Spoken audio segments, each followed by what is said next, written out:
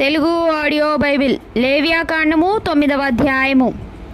8వ దినమున మోషే అహరోనును అతని కుమారులను ఇశ్రాయేలీల పెద్దలను పిలిపించి అహరోనుతో ఇట్లనెను, నీవు పాప పరిహారార్థ బలిగా నిర్దోషమైన ఒక కోడెదూడను, దహన బలిగా నిర్దోషమైన ఒక పొట్టేలును యెహోవా సన్నిధికి తీసుకొని రమ్ము. మరియు నీవు ఇశ్రాయేలీలతో, మీరు యెహోవా సన్నిధిని బలి నర్పించినట్లు పాప పరిహారార్థ బలిగా నిర్దోషమైన మేకపిల్లను, దహన బలిగా నిర్దోషమైన ఏడాది దూడను, గొర్రెపిల్లను, సమాధాన బలిగా కోడెను, పొట్టేలును, నూనె కలిపిన నైవేద్యమును తీసుకొని రండి. నేడు యెహోవా మీకు కనబడును అని చెప్పుము. మోషే ఆజ్ఞాపించిన వాటిని వారు ప్రత్యక్షపు గుడారమును ఎదుటికి తీసుకొని వచ్చిరి. సమాజమంతయు దగ్గరకు వచ్చి యెహోవా సన్నిధిని నిలువగా, మోషే, మీరు చేయవలనని యెహోవా ఆజ్ఞాపించినది ఇదే, అట్లు చేయుడి, అప్పుడు యెహోవా మహిమ మీకు కనబడుననెను. మరియు మోషే అహరోనుతో ఇట్లనెను, నీవు బలిపీఠమునొద్దకు వెళ్ళి పాప పరిహారార్థ బలిని, దహన బలిని అర్పించి నీ నిమిత్తమును ప్రజల నిమిత్తమును ప్రాయశ్చితము చేసి ప్రజల కొరకు అర్పణము చేసి యెహోవా ఆజ్ఞాపించినట్లు వారి నిమిత్తము ప్రాయశ్చితము చేయుము. కాబట్టి అహరోను బలిపీఠము దగ్గరకు వెళ్ళి తన కొరకు పాప పరిహారార్థ బలిగా ఒక దూడను వధించెను.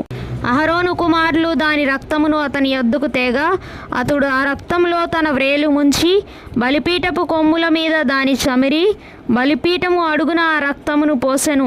దాని క్రొవ్వును, మూత్రగ్రంథులను, కాలేజం మీద వపను బలిపీఠం మీద దహించెను. అట్లు యెహోవా మోషేకు ఆజ్ఞాపించెను. దాని మాంసమును, చర్మమును పాలెము వెలుపల అగ్నితో కాల్చివేసెను. అప్పుడు అతడు దహన బలి పశువును వధించెను.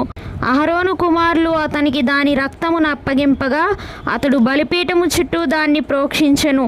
మరియు వారు దహన బలి పశువు యొక్క తలను, అవయవములను అతనికి అప్పగింపగా అతడు బలిపీఠం మీద వాటిని దహించెను. అతడు దాని ఆంత్రములను, కాళ్లను కడిగి బలిపీఠము మీదనున్న దహన బలి ద్రవ్యము పైన దహించెను. అతడు ప్రజల అర్పణమును తీసుకొని వచ్చి ప్రజలు అర్పించు పాప పరిహారార్థ బలియగు మేకను తీసుకొని వధించి మొదటి దాని వలె దీన్ని పాప పరిహారార్థ బలిగా అర్పించెను. అప్పుడు అతడు దహన బలి పశువును తీసుకొని విధి చొప్పున దాన్ని నర్పించెను. అప్పుడు అతడు నైవేద్యమును తెచ్చి దానిలో నుండి చేరెడు తీసి ప్రాతకాలమందు చేసిన దహన బలి కాక బలిపీఠం మీద తీసిన దాన్ని దహించెను. మరియు మోషే ప్రజలు అర్పించు సమాధాన బలి రూపమైన కోడెదూడను, పొట్టేలును వధించెను. అహరోను కుమారులు దాని రక్తమును అతనికి అప్పగింపగా అతడు బలిపీఠము చుట్టూ దాన్ని ప్రోక్షించెను. మరియు వారు ఆ దూడ క్రొవ్వును, మేక క్రొవ్వును, క్రొవ్విన తోకను, ఆంత్రములను కప్పు క్రొవ్వును, మూత్రగ్రంథులను, కాలేజం మీది వపను అప్పగించిరి. బోరల మీద క్రొవ్వును ఉంచిరి. అతడు బలిపీఠం మీద ఆ క్రొవ్వును దహించెను. బోరలను, కుడి జబ్బను యెహోవా సన్నిధిలో అల్లాడించు అర్పణముగా అహరోను అల్లాడించెను. అట్లు యెహోవా మోషేకు ఆజ్ఞాపించెను. అప్పుడు అహరోను పాప పరిహారార్థ బలిని, దహన బలిని, సమాధాన బలిని అర్పించి ప్రజల వైపునకు తన చేతులెత్తి వారిని దీవించిన తరువాత దిగివచ్చెను.